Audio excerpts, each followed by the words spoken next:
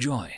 I just want to give a quick thanks to the Tier 5 channel members and patrons. Bob the Dragon, Datamagnet, Sergeant Puma, Cat Crab Lobster, and Duck Machine. Thank you very much for the support. It is much appreciated.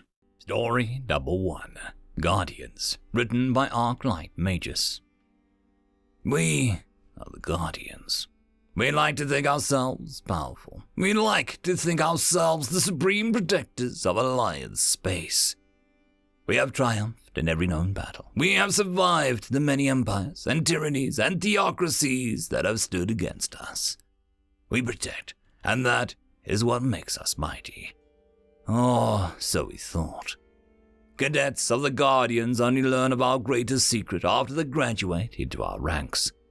We are not all-powerful. We are not the most adaptable. We do not survive all encounters. While we do stand tall upon the battlefield, allowing, nay, daring the enemy to attack us with their full might, we have fallen. We have been taken prisoner and made to suffer. But those were not failures, for it is in those moments that we, the Guardians, learn who can do what we cannot. A small race of beings, the tallest standing no higher than our midsection, taught us this much.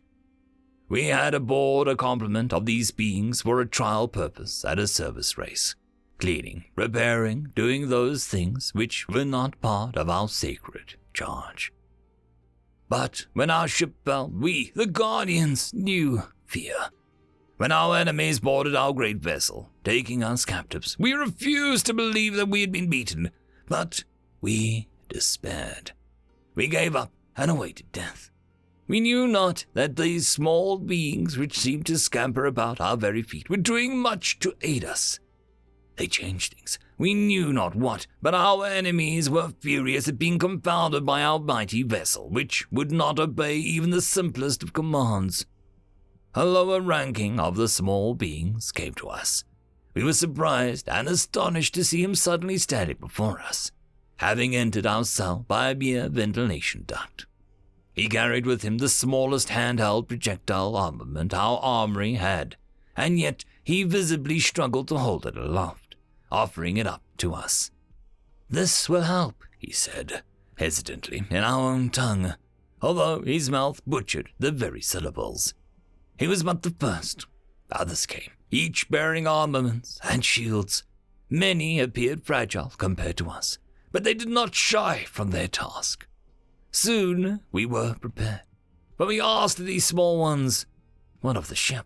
Does it too know of our fate and seek to aid us?" One spoke in our tongue again, perhaps the most fated words that we had heard before.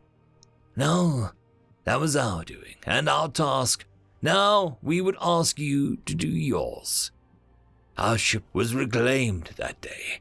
It cost us Guardians much, but it cost the enemy dearly. To the last one.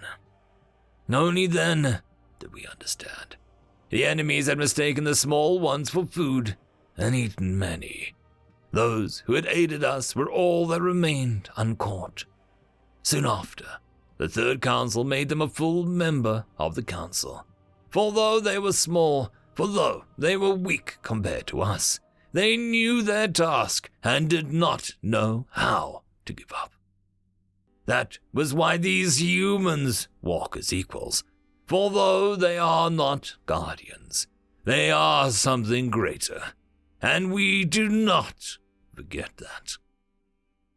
End of story. Story number 2. Insanity, written by Weirdo5255. "What the hell are you doing?" I asked as another round of explosions went off around us. My small companion seemed to be struggling with something in the wall. "My arm's stuck," growled the human partner. Moving over to him, I looked at the mess. I had avoided the collapsing wall, but he had taken the brunt of the collapse. What was left of his arm was stuck in the wall beneath several 100 kilos of rubble. Vainly, I tried to move one of the beams off the rubble and release him, but I could barely get the thing to budge. I was stronger than him. If I could not move it, then he was certainly not going to escape. We're falling behind on mission time, growled the human. I moved an eye back to him. Despite his injury, he was staring at the timepiece identical to the one I and the other members of every other team was wearing. I will continue without you. Come back and rescue you when the objective is complete, I said.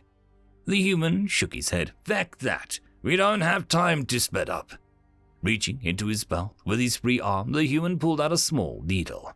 After plunging the drug into his arm, he put the pistol to his arm and pulled the trigger several times. The sound reverberated in the small corridor, and I winced. He was shooting himself. What are you doing? I asked, distressed, putting one claw to snatch the gun away from him. The human ignored me and reached into his belt and pulled out his knife and brought it down on his own arm. A wet squelch of tearing flesh and crunch of breaking bones, and a moment later, the human stepped away from the wall. Continuing the mission, the human said.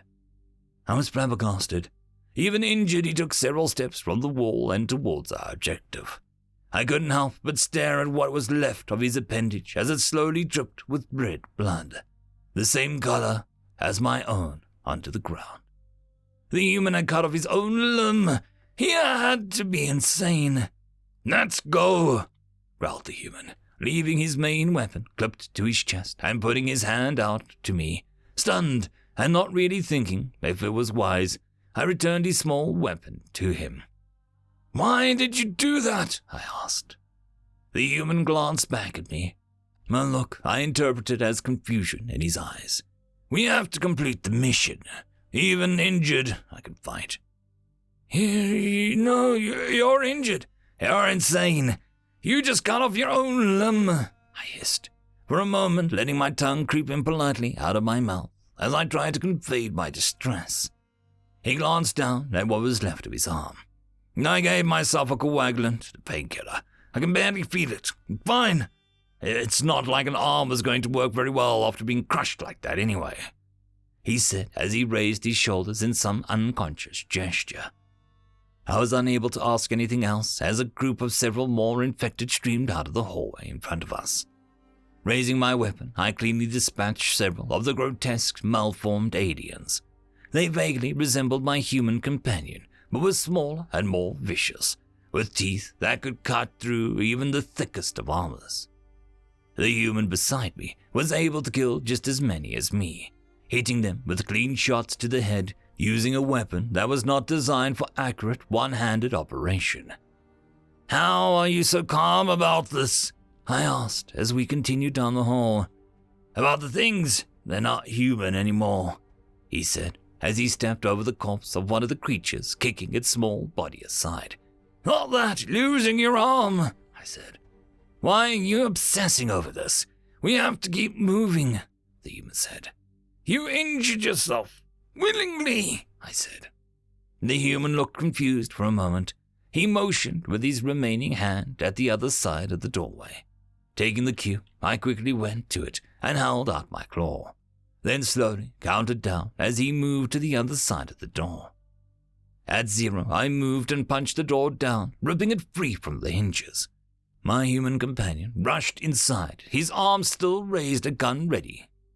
The room was empty, and slowly the two of us continued.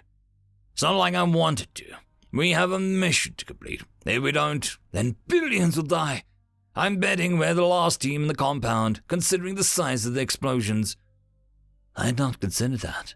We were one of the more forward teams, and the explosion that had caused the collapse had taken his arm, had come down behind us. Then we should hurry. The extraction will be in here in, I glanced at the mission clock on my wrist. 10 minutes. My human companion nodded, and we continued to work our way through the facility, dispatching the enemies as they appeared in front of us. At one point, my gun jammed up, and I was forced to finish several of the creatures simply by ramming them with my much more substantial bulk. The human unhooked his main weapon and tossed it to me. The human machine was a little small in my claws, but it would work. He was still using the sidearm. Extra room should be the objective, I said. The human nodded and repeated the process that we had with the other door that we entered the power plant for the facility. The place had originally been a human facility, but with all the modifications the infected had made, I wasn't sure what was human and what was infection. They made a mess of this, said the human. Limping over to the console, he typed something in with his single hand. Fucking hell! The tension in his body seemed to die. His entire frame, usually held up tall and powerful, even with the injury, slumped. What? I asked. All safeties have been disengaged. The overload will take place in under 10 seconds when I set it in motion. We won't make it to the extraction point, said the human as he turned around to look at me. I looked at him in confusion. You're not planning to set it off then, are you? I asked. He seemed equally confused. Of course I am. We don't destroy this facility. The infection spreads to both of our home worlds. But we'll die, I said.